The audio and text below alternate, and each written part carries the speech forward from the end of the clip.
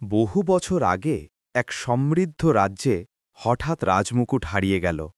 সেই মুকুট ছাড়া রাজা ছিলেন অশান্ত, আর রাজ্য ছিল ভয়ের মধ্যে। কে আমার সোনার মুকুট চুরি করেছে?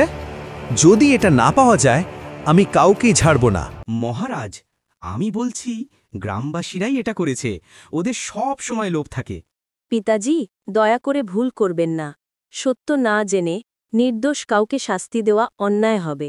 ঠিক তখনই প্রাসাদে প্রবেশ করল এক সাধারণ মুচি ছেলে।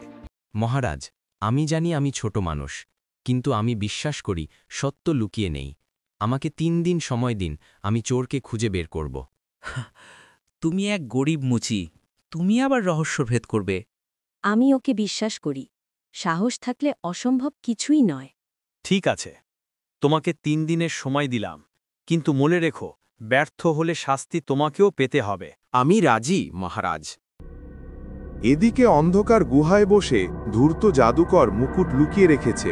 হা হা হা, রাজা কোনোদিনও জানবে না মুকুট আমার কাছে আছে। খুব শিগগিরই এই রাজ্য আমার হবে। মুচি গ্রামে গিয়ে সত্য জানার চেষ্টা শুরু করল। আমরা নির্দোষ, কিন্তু সবাই আমাদের দোষারোপ করছে। তুমি যদি সত্য প্রমাণ করতে পারো, আমরা মুক্ত হব। আমি সত্য বের করব, কিন্তু তোমাদের সাহসী হয়ে আমার পাশে থাকতে হবে। হঠাৎ মুচি জাদুকরের গুহায় মুকুটের ঝিলিক দেখতে পেল। জাদুকর, আমি জানি মুকুট তোমার কাছে আছে। সত্য ফিরিয়ে দাও। হ্যাঁ, তুই এক গরিব ছেলে, আমাকে চ্যালেঞ্জ করছিস? আমি তোকে জাদু দিয়ে পাথর বানিয়ে দেব। সত্যকে কোনো জাদু দিয়ে চিরকাল চাপা দেওয়া যায় না। আমি ভয় পাই না। গ্রামবাসীরা মুচির পাশে এসে দাঁড়ায়। সবাই মিলে জাদুকরকে ধরে ফেলে। মুকুট উদ্ধার হয়। মুকুট ফিরে এলো রাজপ্রাসাদে। আমার মুকুট ফিরে এসেছে, কিন্তু আসল মুকুট হল এই সাহসী মুচি ছেলে। আমি জানতাম সাহস আর সততাই আসল শক্তি। আজ থেকে তুমি শুধু মুচি নও, তুমি রাজ্যের অভিভাবক। মহারাজ, আমার কোনো পুরস্কার চাই না।